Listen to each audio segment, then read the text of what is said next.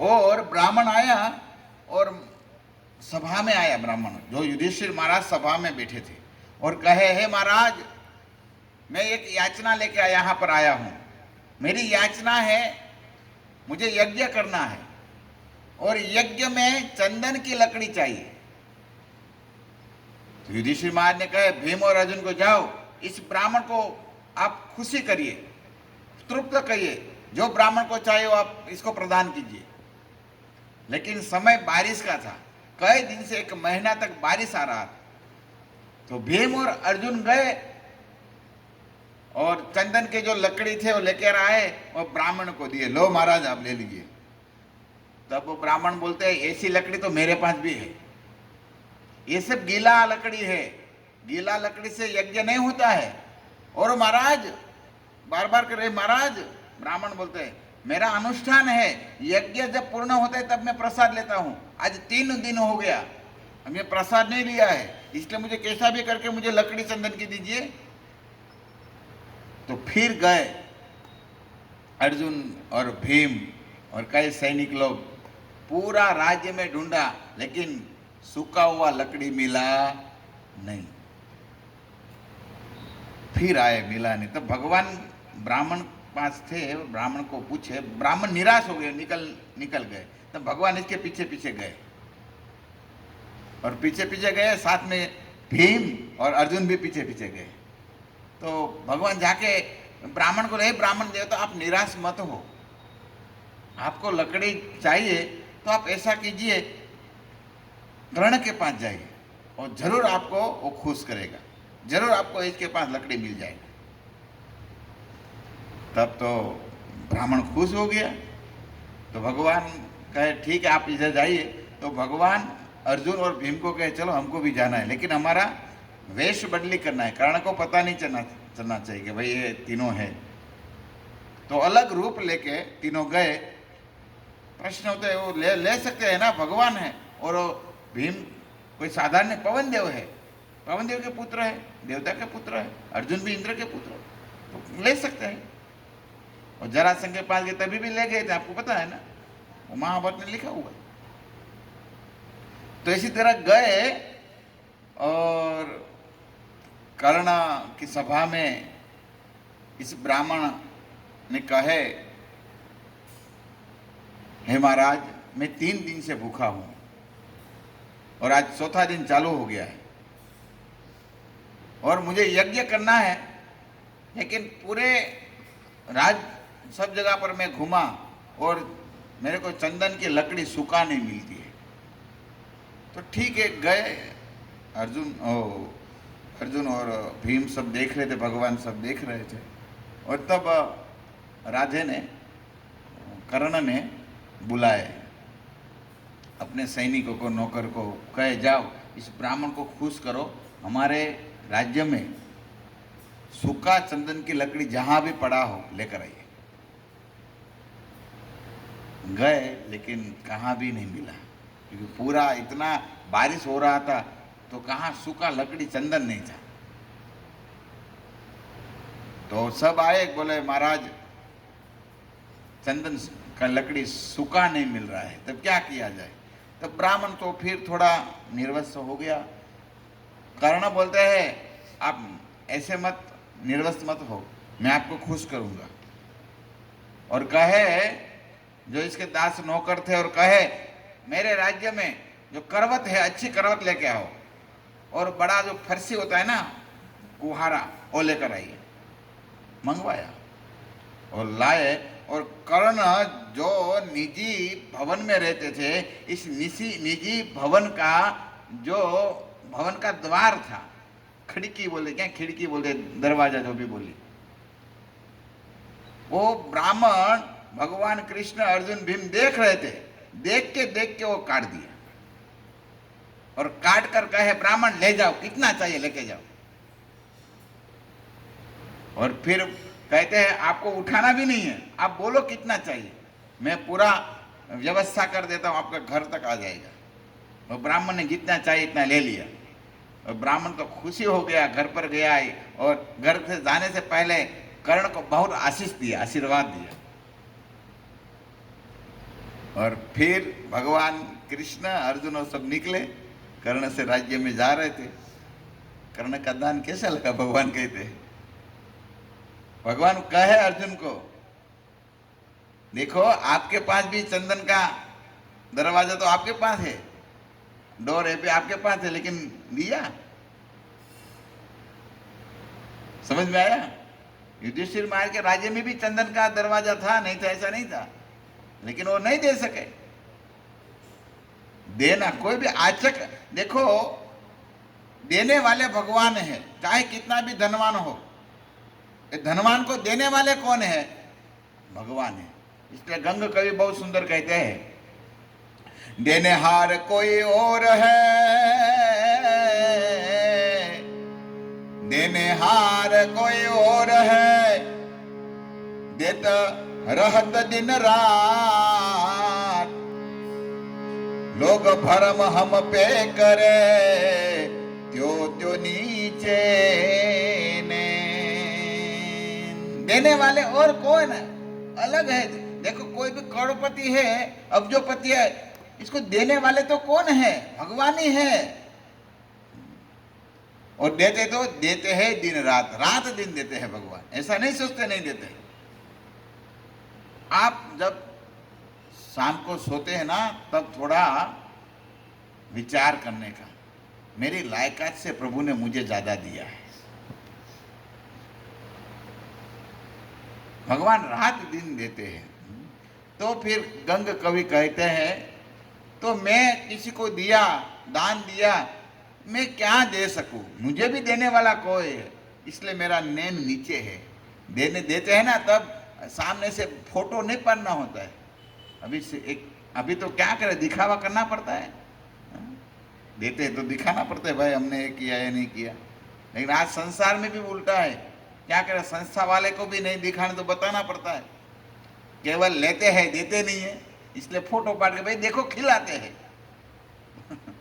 क्या करे? लेकिन अच्छा देता है तो अच्छा नहीं लगता है, फोटो पाड़ना अच्छा तो नहीं लगता है, लेकिन लोग समझते नहीं, तो लोगों को दिखावा, देखो आप भ्रम में मत रहिए, सब लोग देते हैं। तो देने वाले तो हमेशा, आपको पता है, देने वाले हमेशा क्या होता है? छोटा होता है। देने वाले छोटा होता है, लेने वाले बड़ा होता है। आप बोले प्रभु ये तो कुछ समझ में नहीं आता है। लेकिन ऐसे देखना है तो मांगने वाला छोटा होता है तब तो आता है, दीन होता है तब तो आता है, लेकिन हमारा स्वीकार करते ना, यही बड़ी बात है। वो लेने वाला है ना, वो हमारा स्वीकार करते ना, ये बड़ी बात है, इसलिए बड़ा है। क्योंकि हमने जो कौन सा कार्य किया है, कौन सा पाप से धन आया है, ये धन या धान या अन्न हम दूसरे को खिलाते हैं, और ये खाते हैं और क्या करते हैं? हमारा पाप को नष्ट करते हैं। अब सोचिए, वो पाप हरने वाला बड़ा हुआ है नहीं हुआ? इसलिए सावधान, साधु को भी सावधान रहना चाहिए, जहां न्योता मिला भाग नहीं जाना चाहिए। समझ में आता है? वो पचना चाहिए, क्योंकि और दक्षिणा का भी लालच नहीं रखना चाहिए, हमको दक्षिणा मिल जाए। और जब मिल जाता है ना, यही पतन का कार्य हो जाता है। हमारे गुरु महाराज के साथ कई भक्त जाते थे, जब महाराज कथा होती थी तो कथा में तो कोई भक्त घर पर प्रसाद लेने जाते, तो भक्त क्या बोलते थे? अरे ये खाने वाला प्रसाद हमको नहीं पचता है, वो कवर वाला प्रसाद पचता है। गुरु महाराज बहुत बताते, ये प्रसाद में कोई दिक्कत नहीं है। अरे भाई ये भी दिक्कत है, वो कौन सा कार्य करके आपको दे रहा है क्या पता है? तो वाइट कर रहे हैं भाई, आप ब्लैक ले रहे हैं, दिक्कत आपको है। बहुत सावधान रहना चाहिए भक्तों को। हाँ, ऐसा भी भक्त को खिलाना है, देखो ये भी याद आपको रखना चाहिए। जो जिसको खिलाना है, गृहस्थ हो, कोई साधु संत को खिलाना है, तो मन में ऐसी आशा मत रखो कि हमारा सब पाप वो नष्ट कर दे। आप समझते हैं? या हमारा सब धन पवित्र हो जाए, इसी इच्छा के अनुसार नहीं खिलाना चाहिए। केवल संतों को प्रसन्नता के लिए खिलाना चाहिए, और संत भक्त प्रसन्न हो गए तो अपने आप प्रसन्न हो, भगवान प्रसन्न हो जाएंगे। संतों भक्तों की प्रसन्नता के लिए इसको बुलाइए, भोज कराइए, हमारी इच्छा पूर्ण करने के लिए नहीं बुलाना चाहिए। और तब जब मैं बोला ना, जब काम आता है यहाँ भक्ति नहीं होता है, स्वार्थ आता है यहाँ पर भक्ति नहीं होता है। स्वार्थ से कभी किसी को नहीं खिलाना चाहिए। तो सुपात्र जब मिलता है हमको तब दान देना चाहिए, सुपात्र को दान देना चाहिए। कुपात्र को दान देने में दिक्कत है। कुपात्र को दान दे देता है ना, तो क्या होता है, इसका पाप हमको लगता है। आज संपूर्णानंद स्वामी का नाम सुने हैं, बड़े संत हो गए गुजरात के। संपूर्णानंद स्वामी सुरेंद्रनगर में आए थे, तो एक व्यक्ति था, ब्राह्मण था, और इसका आदत था नशा करना, शराब पीना, शराब पीता था। तो इस संपूर्णानंद स्वामी का नियम था, कोई भी धन दे इसको स्वीकार नहीं करते थे। तो स्वाभाविक है, प्रवचन रखा तो गांव के लोग सब आए और प्रणाम करते थे। तो कोई 100 रुपया, 200 रुपया, 10 रुपया ऐसे रखते थे। तो जो शराबी था ना, वो शराबी क्या किया, वो आया और संपूर्णानंद स्वामी के पास आया, और संपूर्णानंद स्वामी को कहते, मुझे 100 रुपया दो, मुझे 100 रुपया दो। संपूर्णानंद स्वामी बोले, क्या भाई, आपको 100 रुपये क्या करना है? बोले, मुझे शराब पीना है। बोले, ले लो। बोले, क्या कहे, आप ले लो। और लेके चला गया, खुश हो गए, घर पर गया। और यहाँ पर वो सब इसके कई चेले थे, वो कहे, महाराज ये पूरा शराबी है और आप इसको 100 रुपया दिया। तो संपूर्णानंद जी बोलते, मैं बोलता हूँ मेरे शरण में आप पैसा रखो, मैं तो नहीं चाहता हूँ, आपने कौन सा कार्य करके मुझे पैसा यहाँ मेरे चरण में रखा है, मुझे नहीं चाहिए आपका पैसा। देखो, ऐसा निखालस भाव, आसक्त नहीं होना चाहिए। जब आसक्ति आ जाती ना, तब भक्ति जा सकती है। बहुत सावधान रहना चाहिए। और फिर क्या हुआ, संपूर्णानंद महाराज 3-4 दिन रुके थे, तो घर पर गए ना, तो घर वाले ने भी मारा, अरे संत के चरणों से पैसा लेकर आया है शराब पीने के लिए। और इसकी रात में भगवान ने मानो दरवाजा खोल दिया हृदय का। बोले, शराब नहीं पीना है, इस पैसे का शराब नहीं पीना है। और सुबह में उठकर दौड़कर संपूर्ण महाराज के पास आए और चरणों में लौट गए और कहे, महाराज वो कल 100 रुपया लिया था ना शराब पीने के लिए, अभी मैं आज से जिंदगी भर में जब तक मेरे प्राण हैं तब मैं शराब नहीं पीऊं। अमोघ होता है भक्तों का दर्शन, भगवान के भक्त होते ना, इसके दर्शन और वो जो देते हैं ना, वो अमोघ हो जाता है। 100 रुपया दिया लेकिन पूरा जीवन सुधार दिया और महान भक्त बन गया। अब सोचिए, इसलिए आसक्त नहीं होना चाहिए। भक्त को जो भी मिल जाए इसमें खुश होना चाहिए। हरदम आनंद है वे, हरदम आनंद लेना चाहिए। इसे कुपात्र को दान देनो न देनो ध्यान रखना चाहिए। इसलिए कहते हैं, गंग कवि जी कहते हैं, जो सुपात्र मिल जाए तब दान देना चाहिए अवश्य। इस मौका को हमको छोड़ना नहीं चाहिए। लेकिन कुपात्र को दान दिया तो हम फंस जाते हैं। गंग तरंग प्रहार चले और कुप और निर पियो न पियो। गंग कवि कहते हैं, गंग तरंग प्रवाह चले और कुप जल पियो न पियो। गंगा बहती है और फिर कुएं की पानी की क्या वैल्यू है भाई? गंगा जल मिल रहा है तो गंगा जल ही पियो ना। गंगा जल पी लिया, फिर कुएं का पानी पिया ना पिया क्या फर्क पड़ेगा? फिर कहते हैं, अबे हृदय रघुनाथ बसे तो और को नाम लियो न लियो। जिसके हृदय में भगवान आ गए, भगवान का दर्शन हो गया है, निरंतर इसकी रागानुग भक्ति हो गई है, नाम नहीं लेना है तो भी ले रहे, अरे फिर वो नाम ले या न ले कुछ फर्क नहीं पड़ता है। जिसी तरह श्वास, हृदय को श्वास थोड़ी बोला, धमनी को बोलते आप श्वास लीजिए, वो तो अपने आप ले लेता है। इसी तरह जिसका जीवन नाम लेने के हो ही गया, फिर वो दूसरे को दिखावा करे, राम नाम ले या न ले, कुछ फर्क नहीं पड़ता। इसी तरह कहते हैं, कर्म संजोग सुपात्र मिले तो कुपात्र को दान दियो न दियो। वो कहते हैं जब सुपात्र मिल गया और इसको दान दे दिया, फिर कुपात्र आया, इसको दान दो या ना, कुछ फर्क नहीं पड़ता है। इसीलिए कहे कवि गंग कहे सुनु साहा कबर, एक मूर्ख मित्र कियो न कियो। अरे एक सुंदर मित्र मिल गया है, फिर ऐसे मूर्ख मित्र की करने की क्या जरूरत है भाई। तो इसी तरह दान का वर्णन थोड़ा मैं किया। दान करना चाहिए, अन्नदान करना चाहिए, धन दान करना चाहिए, वस्त्र दान करना चाहिए, जो हमारी लायकात जो है इसके अनुसार देना चाहिए, वो जो स्वीकार करते हैं प्रेम से। क्योंकि स्वीकार करना भी, देखो मैं पहले बताऊं, सब स्वीकार नहीं कर लेना चाहिए, क्योंकि इसमें भी पचाने की शक्ति होना चाहिए। और स्वीकार किया तो ऐसा होना चाहिए, हे प्रभु ये आपकी सेवा में आया है, हे गुरुदेव आपकी सेवा में आया है, इसलिए मैं स्वीकार करता हूँ। मेरी कोई योग्यता ही नहीं है मैं स्वीकार कर सकूं। रात दिन खटिया में पड़े रहते हैं, भोग विलास में पड़े रहते हैं, अच्छा खाना पीना मिल जाए और ऐसे पड़े रहते हैं, क्या हम पचा पाए। इसलिए बहुत भक्तों को भी केयरफुल रहना चाहिए। ठीक है, मिल गया तो भगवान की सेवा में लगा दूंगा, वैष्णव की सेवा में लगा दूंगा, ऐसा भाव होना चाहिए।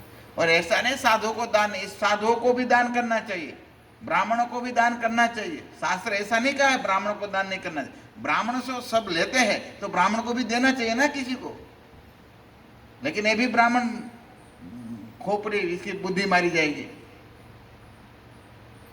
हाँ, क्योंकि दूसरे का खा के इसको भी क्या करना चाहिए, बाहर भेज दो, बाहर आया हो गया, चलो टेंशन नहीं,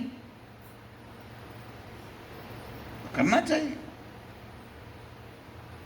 क्योंकि कल मैं बात बता रहा था ना, 3 वस्तु ब्राह्मणों को, मुनि को नहीं त्यागना चाहिए, यज्ञ दान तप बोला था ना, 3 तो करना ही चाहिए ब्राह्मणों को भी, इसमें कोई थोड़ी नई बात है। तो कुपात्र को दान दियो न दियो, देना चाहिए, खिलाना चाहिए, और हमारी योग्यता अनुसार देना चाहिए। कहते ना, अब जो रुपया पड़ा है और कोई भिक्षुक आया तो 1 रुपया दान में दे दिया, ओहो मैंने तो दान कर दिया। अरे इतना बैलेंस किया है और 1 रुपया दिया तो तेरे समझ में इतना बड़ा दानी समझते हैं? नहीं, जितना भगवान ने योग्यता है। ऐसे तो शास्त्र का कथन है, जो व्यक्ति धन कमाते हैं, इस व्यक्ति का नियम है 10% भगवान की सेवा में लगना चाहिए। हमारे रूप गोस्वामी आचार्य ने बताया, बहुत धन मिला था, तो इस धन का उपयोग क्या किया, 50% वैष्णव की सेवा में लगा दिया, है ना, वर्णन आता है, करना चाहिए। साधु ब्राह्मणों को दे दिया, लो खाओ, आसक्ति नहीं है। फिर जितना है कम से कम, अरे भाई हमारे पास है, हमारे पास धन है, अन्न है और देते हैं, इसमें कोई बड़ी बात नहीं है। और फिर नहीं होते तो भी देना, ऐसी कथा मिलते हैं। आप गुजरात में पिपा भगत हो गए, नाम सुना है पिपा भगत का, बहुत बड़े संत हो गए। पिपा भगत राजा थे, लेकिन फिर भक्ति में आ गए तो पूरा राज सब नष्ट हो गया, और ऐसी हालत हो गई, घर पर खाने के लिए कुछ नहीं था। 2 दिन 3 दिन 4 दिन निकल जाता, कुछ खाने को नहीं मिलता, और ऐसा प्रण लेके बैठे थे, साधु संत आए, इसको हम खिलाएंगे। एक दिन ऐसा हुआ, भगवान साधु बनकर 4-5 संतों के लेकर आए पिपा भगत के घर पर, और ऐसे मध्य समय पर आए, कहते पिपा भगत भोजन करना है। पिपा भगत को कहते हैं मुझे भोजन करना है। तो पिपा भगत बोले ठीक है, आइए संत महाराज, हमारा आंगन में बैठिए, कीर्तन करिए, मैं सब व्यवस्था करता हूँ। अंदर गए तो कुछ नहीं था, क्योंकि 3 दिन तो खाया नहीं था, घर में कुछ नहीं था। तो अपनी पत्नी को कहते हैं संत लोग आए, इसको खिलाना है, क्या किया जाए। तब पत्नी बोलती है, देखो मेरे पास ये 1 वस्त्र है, ये जो मैंने 1 वस्त्र अंग ढकने के लिए पहना है, ये मैं दे देता हूँ, और आप जाइए, इस वस्त्र का जो धन मिले, आटा, सब्जी, तेल जो खरीदना पड़े वो खरीद कर आइए और संत को प्रसाद खिलाइए। तब पिपा भगत की पत्नी ने जो अपना अंग ढंके थे, वो एक वस्त्र था, वो वस्त्र निकाल कर दे दिया, और गांव में पहले अन्न रखने के लिए बड़ी बड़ी जो कोठार, क्या बोलते हैं इसको, कोठारी हैं, स्टोर, अभी का स्टोर रूम समझो, और पहले ऐसा माटी का बना देते, बड़ा कोठार, कोठी, कोठी बोलते गुजराती में, कोठी देखा है हमने, नीचे इसका छेद होता है गेहूं निकालने के लिए सब, तो वो इसके अंदर चली गई, क्योंकि इसमें तो कुछ था नहीं, अन्न तो था नहीं, खाली पड़ा था। कोठी में गुजराती में बनता है कि सूख गए वो। और फिर क्या हुआ, पिपा भगत ने सब रसोई बनाया, संत को, भगवान को भोग लगाया, संतों को आइए महाराज, सब संत बैठे हैं प्रसाद लेने के लिए। तो संत बोलते हैं हम ऐसे प्रसाद नहीं ले सकते, आपकी पत्नी भी, हम आए तब तो थे, अभी कहाँ पर है, साथ में हम सब साथ में प्रसाद लेते हैं। पिपा भगत क्या बोले, आप सोचिए क्या बोले, मेरी पत्नी सुखी हुए बिना वस्त्र से, ये जो एक वस्त्र पहना था वो भी मैं बेच कर आया हूं, आपको खिला रहा हूं। आप सोचिए, भगवान ने हमारी ऐसी कसौटी किया होता तो हम क्या पास होते? इतना दिया है तो भी संतोष नहीं है, मर रहे, हमको कुछ नहीं दिया, हमको कुछ नहीं दिया। अरे भाई बहुत दिया है। और इस पिपा भगत की पत्नी क्या करे, वो गेहूं निकालेगा, से होता है ना, यहाँ से देख रही है संतों का, दर्शन कर रही है, चलो राजी हो रहा है नहीं हो रहा है, लेकिन संत दुखी है। क्यों दुखी है? बोले मेरा दर्शन करना है इसको, अभी मैं कौन सी अवस्था में दर्शन दूं? लेकिन भगवान पिता, वो संत भगवान, साधु संत पिपा भगत को कहते हैं ऐसा हम प्रसाद नहीं लेंगे, आपकी पत्नी को कहो कहाँ पर है। भगवान तो अंतर्यामी है। पिपा भगत रोने लगे, क्या मैं बताऊं संत महाराज, मेरी व्यथा क्या कहूं, रोने लगे। तब भगवान स्वयं प्रकट हो गए और अपना निजी पीताम्बर भगवान पहनते हैं, पीताम्बर दिया वो कोठी में और कहते हैं आप पीताम्बर पहनकर बाहर आइए। अब देखो भगवान ने अपना निजी वस्त्र दे दिया पिपा भगत की पत्नी को, और जब बाहर आते हैं ना तो भगवान दोनों के सामने रोते हैं, मैंने बहुत कसौटी किया, मुझे क्षमा करना। आप सोचिए, कुछ है नहीं और खिलाना ये बड़ी बात है, कुछ है नहीं और देना ये बड़ी बात, इसको दान कहते हैं। कोई कोई तो मंदिर आवे ने, एक हमारे नाम नहीं हमारे मंदिर आवे ने तो अत्यार नहीं, पहला बोर तलाव ની વાત છે, અત્યારે જ્યાં હોય ખબર નહીં મને, તો એ મંદિર આવતા ને તો આમ જો રૂપિયો નાખે ને આમ પાટ કરતો અવાજ કરે, હો મંગલા આરતીમાં પાટ ના એનો અવાજ આવે, ભગવાનને કે જાગો રૂપિયો આપ્યો છે।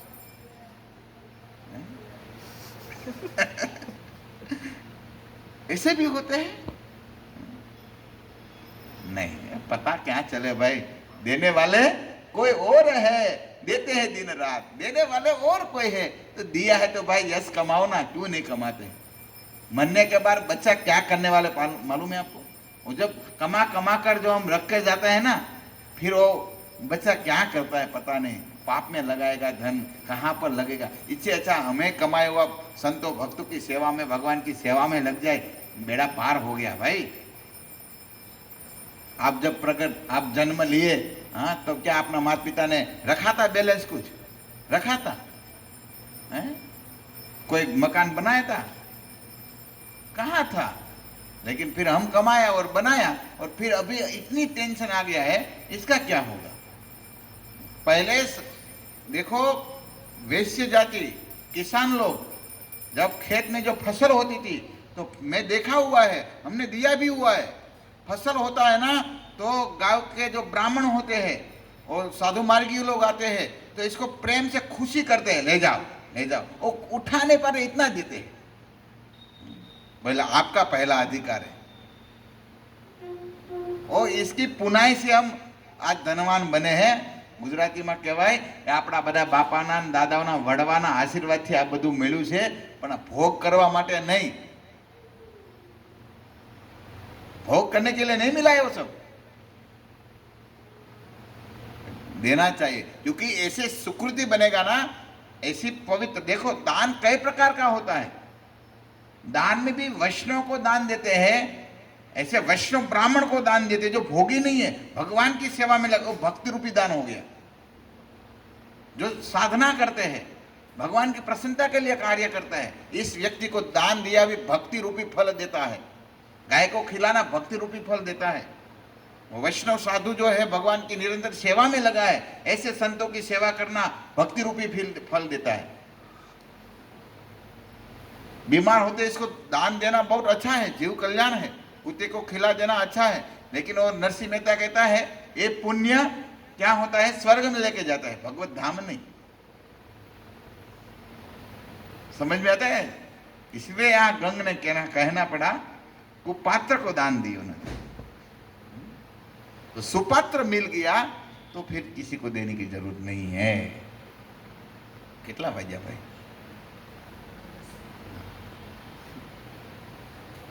समय हो चुका है। अभी तो हमको तो हर रोज ऐसे पुरुषोत्तम मास में अभी हमारे पास कई दिन है, अभी तो 2 दिन ही गए हैं, तो ऐसे कथा करेंगे आगे भगवान के पास। जो तो मैं कथा कर रहा था तो थोड़ा मैं बता दूं, जो अध्याय में तो सब ऋषि मुनि एकत्रित हुए हैं। तो सब ऋषि, कई ऋषि नैमिषारण्य में आए हैं, तो इसका नाम दिया है असित देवल ऋषि। असित देवलो व्यास कहते हैं ना, अर्जुन जब कहते हैं प्रभु को, भगवान को, प्रभु आपका धाम पवित्र है, परम ब्रह्म परम धामम पवित्रम परमम भवान। तो भगवान मानो अर्जुन को पूछे, आप कहते सब मेरा धाम परम है, मेरा दिव्य लोक है, मैं परम हूँ, तो इसका कोई प्रमाण है? तब अर्जुन पहला प्रमाण देते, असितो देवलो व्यास। असित देवल ऋषि बताते। महाभारत में बहुत ऋषि बड़ी कथा है।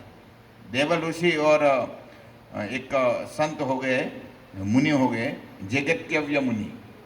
इसकी बहुत बड़ा संवाद है देवल ऋषि और जगत्यव्य ऋषि का। तो देवल ऋषि आए थे, भृगु ऋषि, सब कल थोड़ा ऋषि का कथा भी कहेंगे। तो नैमिषारण्य कथम भूतम नैमिषारण्य, केहू भाई नैमिषारण्य कैसा है? तो कहते हैं जहाँ पर सब 88,000 ऋषि मुनि बैठे हैं, यहाँ पर अरण्य है, वन है, यहाँ सुंदर पक्षी का कलवर है, सुंदर धेनुमती, जहाँ माँ गोदावरी का तट है, इस तट पर 88,000 ऋषि मुनि सब बैठे हैं। क्या करने के लिए? आहुत्वा मिषया सर्व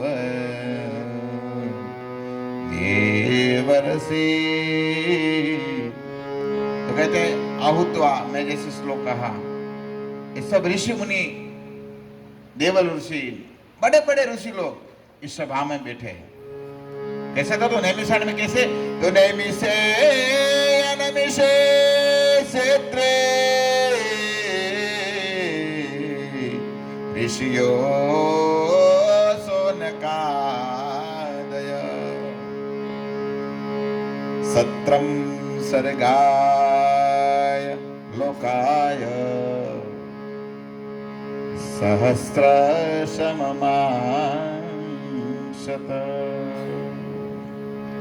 नैमिषारण्य कैसा है?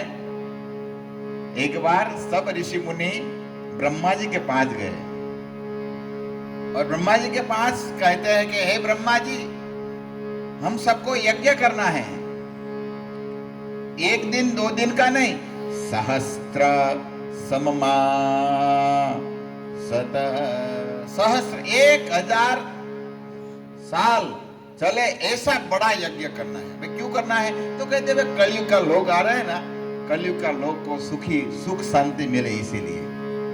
क्योंकि प्रायण अल्पायुष्य, सबका आयुष प्रायण है, मंद बुद्धि है, ऐसे व्यक्ति का कल्याण करने के लिए हम यज्ञ करना चाहते हैं। कहां पर ऐसा पवित्र तीर्थ बताइए कि तीर्थ में हम यज्ञ करें। तब ब्रह्मा जी ने मनोमय एक चक्र प्रकट किया और कहे इस चक्र के आप पीछे जाइए और जहां पर ये चक्र रुकेगा इस तीर्थ में आप बड़ा यज्ञ करने का।